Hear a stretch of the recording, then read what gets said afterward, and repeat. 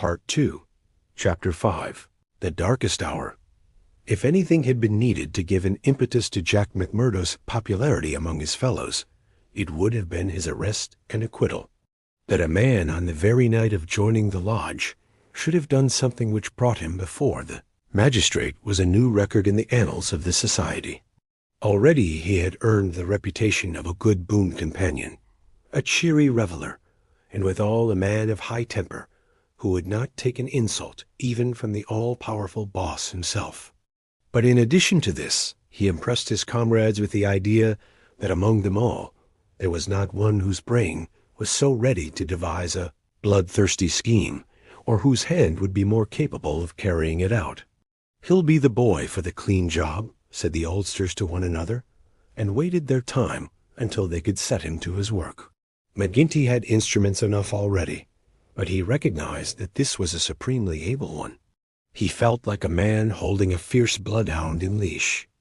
There were curs to do the smaller work, but some day he would slip this creature upon its prey. A few members of the lodge, Ted Baldwin among them, resented the rapid rise of the stranger and hated him for it. But they kept clear of him, for he was as ready to fight as to laugh. But if he gained favor with his fellows, there was another quarter, one which had become even more vital to him, in which he lost it. Eddie Shafter's father would have nothing more to do with him, nor would he allow him to enter the house. Eddie herself was too deeply in love to give him up altogether, and yet her own good sense warned her of what would come from a marriage with a man who was regarded as a criminal. One morning after a sleepless night, she determined to see him, possibly for the last time, and make one strong endeavor to draw him from those evil influences which were sucking him down. She went to his house, as he had often begged her to do, and made her way into the room which he used as his sitting room. He was seated at a table, with his back turned and a letter in front of him. A sudden spirit of girlish mischief came over her. She was still only 19. He had not heard her when she pushed open the door. Now she tiptoed forward and laid her hand lightly upon his bended shoulders. If she had expected to startle him, she certainly succeeded, but only in turn to be startled herself. With a tiger spring he turned on her, and his right hand was feeling for her throat. At the same instant with the other hand, he crumpled up the paper that lay before him. For an instant he stood glaring. Then astonishment and joy took the place of the ferocity which had convulsed his features, a ferocity which had sent her shrinking back in horror, as from something which had never before intruded into her gentle life. "It's you," said he, mopping his brow. "And to think that you should come to me, heart of my heart, and I should find nothing better to do than to want to strangle you. Come then, darling," and he held out his arms. "Let me make it up to you." But she had not recovered from that sudden glimpse of guilty fear which she had read in the man's face. All her woman as instinct told her that it was not the mere fright of a man who is startled. Guilt, that was it. Guilt and fear. "What's come over you, Jack?" she cried. "Why were you so scared of me? Oh, Jack, if your conscience was at ease, you would not have looked at me like that." "Sure, I was thinking of other things, and when you came tripping so lightly on those fairy feet of yours. No, it was more than that, Jack." Then a sudden suspicion seized her. "Let me see that letter you were writing." "Ah, Eddie, I couldn't do that." Her suspicions became certainties. "It's to another woman," she cried. "I know it. Why else should you hold it from me? Was it to your wife that you were writing? How am I to know that you are not a married man, you, a stranger, that nobody knows? I am not married, Eddie. See now, I swear it. You're the only one woman on earth to me. By the cross of Christ, I swear it." He was so white with passionate earnestness that she could not but believe him. "Well then," she cried, "why will you not show me the letter?"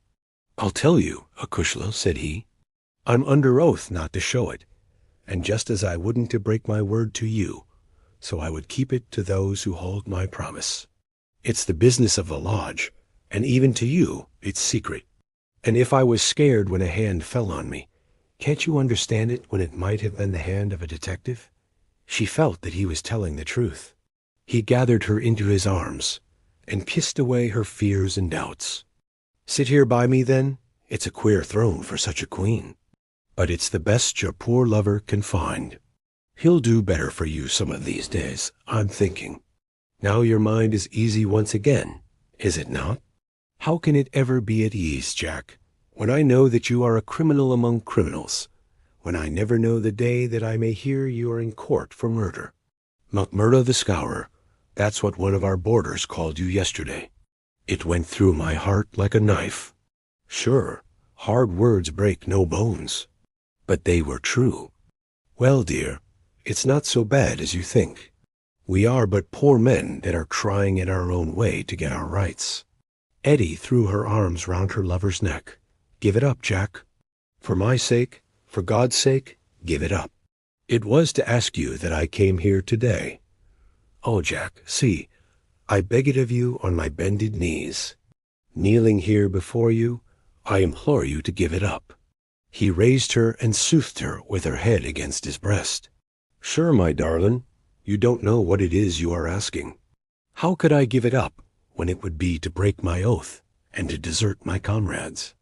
If you could see how things stand with me, you could never ask it of me. Besides, if I wanted to, how could I do it? You don't suppose that the lodge would let a man go free with all its secrets? I've thought of that, Jack. I've planned it all. Father has saved some money. He is weary of this place, where the fear of these people darkens our lives. He is ready to go. We would fly together to Philadelphia or New York, where we would be safe from them. McMurdo laughed. The lodge has a long arm. Do you think it could not stretch from here to Philadelphia or New York? Well, then, to the West, or to England, or to Germany, where Father came from, anywhere to get away from this valley of fear. McMurdo thought of old Brother Morris. Sure, it is the second time I have heard the valley so named, said he. The shadow does indeed seem to lie heavy on some of you. It darkens every moment of our lives. Do you suppose that Ted Baldwin has ever forgiven us? If it were not that he fears you, what do you suppose our chances would be? If you saw the look in those dark, hungry eyes of his when they fall on me, by gar, I'd teach him better manners if I caught him at it. But see here, little girl, I can't leave here. I can't. Take that from me once and for all. But if you will leave me to find my own way, I will try to prepare a way of getting honorably out of it. There is no honor in such a matter. Well, it's just how you look at it. But if you'll give me 6 months, I'll work it so that I can leave without being ashamed to look others in the face. The girl laughed with joy. 6 months, she cried. Is it a promise? Well, it may be 7 or 8. But within a year at the furthest, we will leave the valley behind us. It was the most that Eddie could obtain, and yet it was something. There was this distant light to illuminate the gloom of the immediate future. She returned to her father's house more light-hearted than she had ever been since Jack McMurdo had come into her life. It might be thought that as a member, all the doings of the society would be told to him.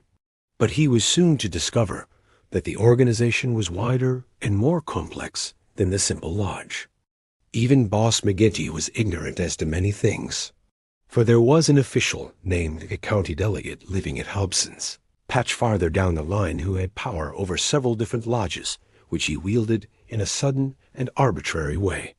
Only once did McMurdo see him, a sly, little gray-haired rat of a man, with a slinking gait and a sidelong glance which was charged with malice.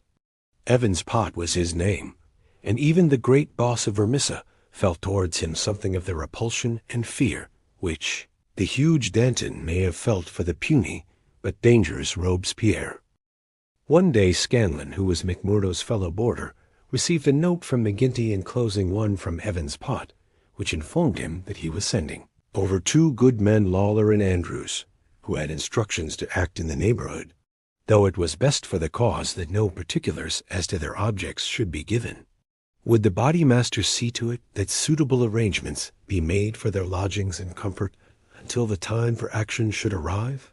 McGinty added that it was impossible for anyone to remain secret at the Union House, and that, therefore, he would be obliged if McMurdo and Scanlon would put the strangers up for a few days in their boarding house. The same evening the two men arrived, each carrying his gripsack. Lawler was an elderly man, shrewd, silent, and self-contained, clad in an old black frock coat, which with his soft felt hat and ragged, grizzled beard gave him a general resemblance to an itinerant preacher. His companion Andrews was little more than a boy, frank-faced and cheerful, with the breezy manner of one who is out for a holiday and means to enjoy every minute of it. Both men were total abstainers and behaved in all ways as exemplary members of the society, with the one simple exception that they were assassins who had often proved themselves to be most capable instruments for this association of murder. Lawler had already carried out 14 commissions of the kind, and Andrews 3. They were, as McMurdo found, quite ready to converse about their deeds in the past, which they recounted with the half-bashful pride of men who had done good and unselfish service for the community. They were reticent, however, as to the immediate job in hand. "They chose us because neither I nor the boy here drink," Lawler explained. "They can count on us saying no more than we should. You must not take it amiss, but it is the orders of the county delegate that we obey." "Sure, we are all in it together," said Scanlon, McMurdo's mate, as the four sat together at supper. "That's true enough, and we'll talk till the cows come home of the killing of Charlie Williams, or of Simon Bird, or any other job in the past. But till the work is done, we say nothing." "There are half a dozen about here that I have a word to say to," said McMurdo, with an oath. "I suppose it isn't Jack Knox of Ironhill that you are after?" "I'd go some way to see him get his deserts." "No, it's not him yet." "Or Herman Strauss?" "No, nor him either." "Well, if you won't tell us, we can't make you. But I'd be glad to know." Lawler smiled and shook his head. He was not to be drawn. In spite of the reticence of their guests, Scanlon and McMurdo were quite determined to be present in what they called the fun. When, therefore, at an early hour one morning, McMurdo heard them creeping down the stairs, he awakened Scanlon, and the two hurried on their clothes. When they were dressed, they found that the others had stolen out, leaving the door open behind them. It was not yet dawn, and by the light of the lamps they could see the two men some distance down the street. They followed them warily, treading noiselessly in the deep snow. The boarding house was near the edge of the town, and soon they were at the crossroads, which is beyond its boundary. Here 3 men were waiting, with whom Lawler and Andrews held a short, eager conversation. Then they all moved on together. It was clearly some notable job which needed numbers. At this point there are several trails which lead to various mines. The strangers took that which led to the Crow Hill, a huge business which was in strong hands, which had been able, thanks to their energetic and fearless New England manager Josiah H. Dunn, to keep some order and discipline during the long reign of terror. Day was breaking now, and a line of workmen were slowly making their way, singly and in groups, along the blackened path.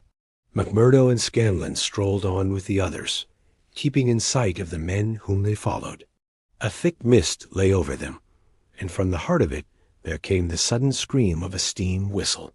It was the 10-minute signal before the cages descended and the day's labor began.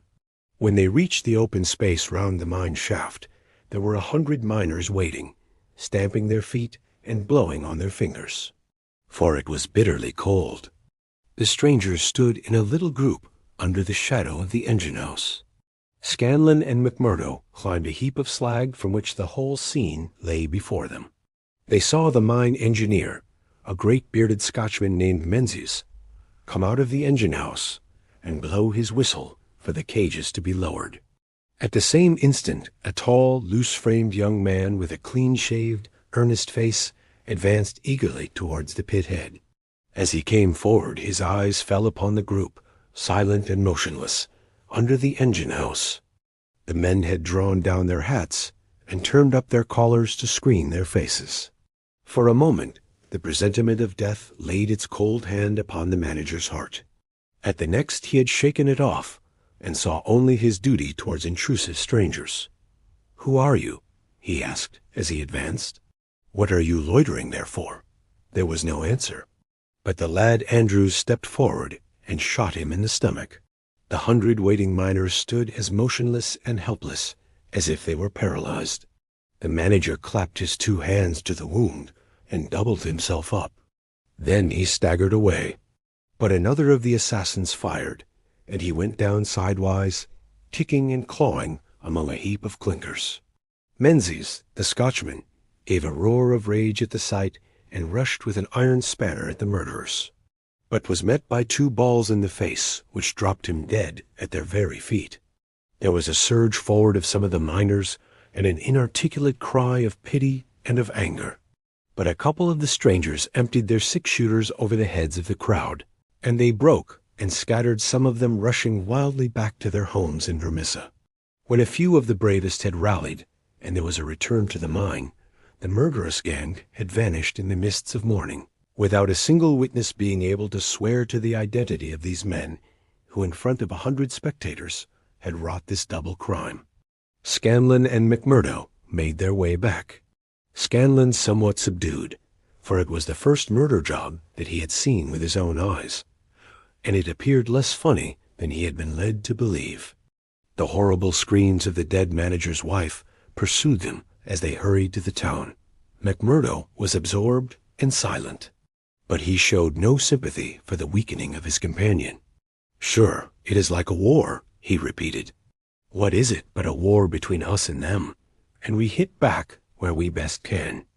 There was high revel in the lodge room at the Union House that night, not only over the killing of the manager and engineer of the Crow Hill mine, which would bring this organization into line with the other blackmailed and terror-stricken companies of the district, but also over a distant triumph which had been wrought by the hands of the lodge itself.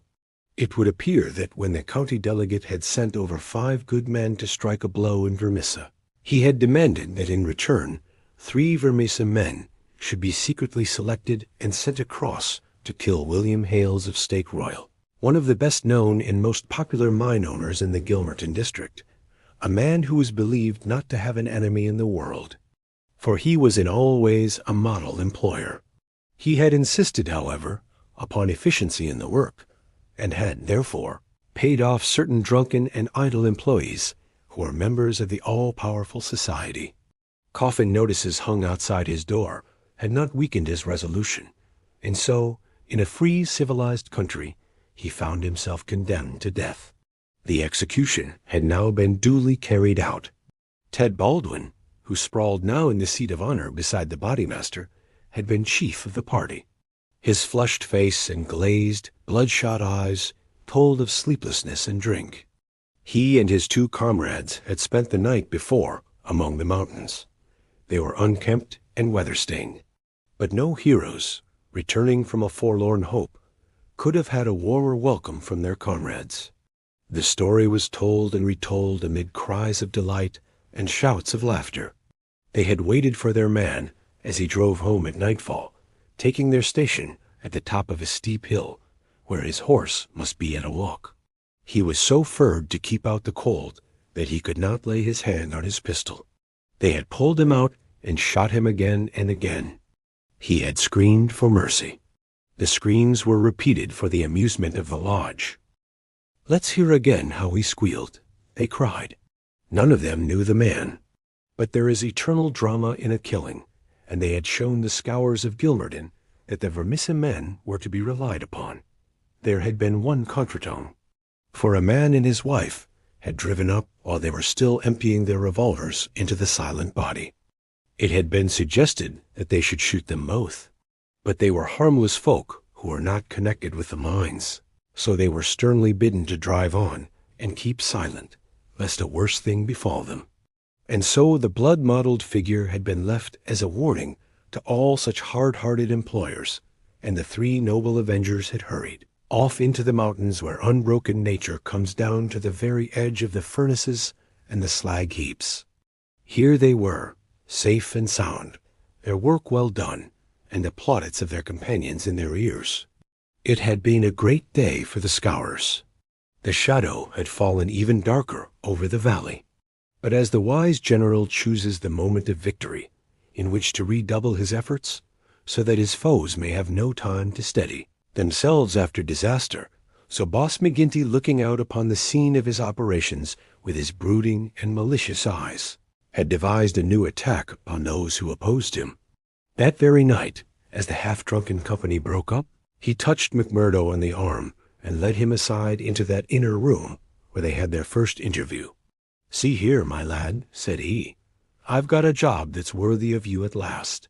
You'll have the doing of it in your own hands." "Proud I am to hear it," McMurdo answered. "You can take 2 men with you, Manders and Riley. They have been warned for service. We'll never be right in this district until Chester Wilcox has been settled, and you'll have the thanks of every lodge in the coal fields if you can down him. I'll do my best, anyhow. Who is he, and where shall I find him?" McGinty took his eternal half-chewed, half-smoked cigar from the corner of his mouth, and proceeded to draw a rough diagram on a page torn from his notebook.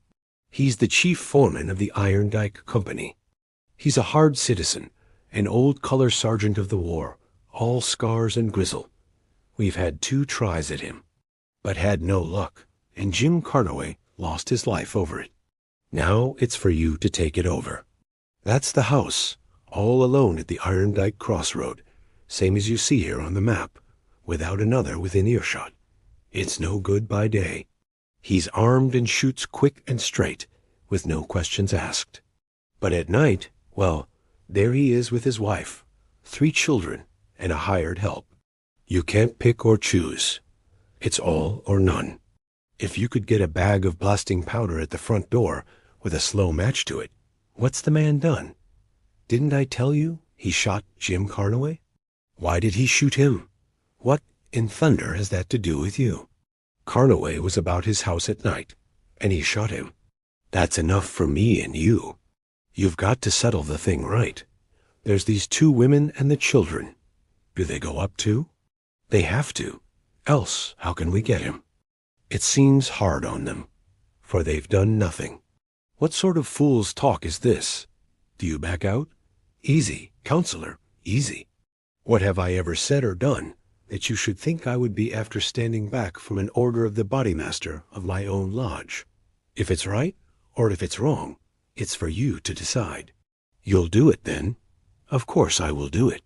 When? Well, you had best give me a night or 2, that I may see the house and make my plans. Then very good, said McGinty, shaking him by the hand. I leave it with you. It will be a great day when you bring us the news. It's just the last stroke that will bring them all to their knees.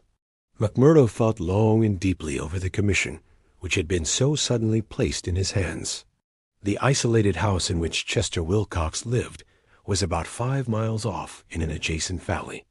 That very night he started off all alone to prepare for the attempt. It was daylight before he returned from his reconnaissance.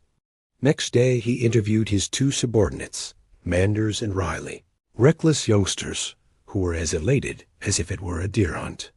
2 nights later they met outside the town, all 3 armed, and one of them carrying a sack stuffed with the powder which was used in the quarries.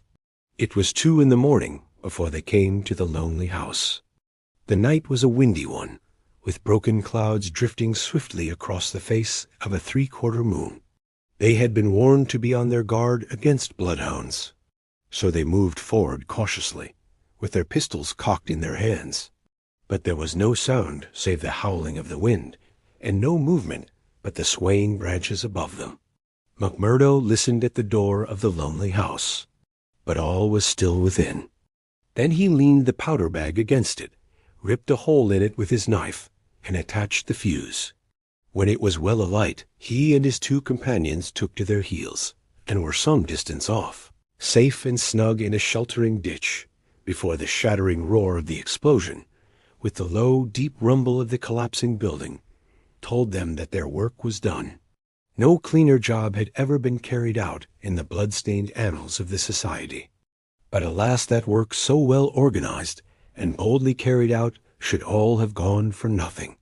Warned by the fate of the various victims, and knowing that he was marked down for destruction, Chester Wilcox had moved himself and his family only the day before to some safer and less-known quarters, where a guard of police should watch over them.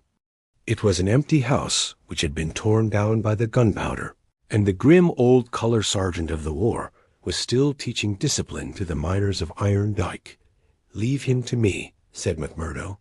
"He's my man, and I'll get him sure if I have to wait a year for him." A vote of thanks and confidence was passed in full lodge, and so, for the time, the matter ended.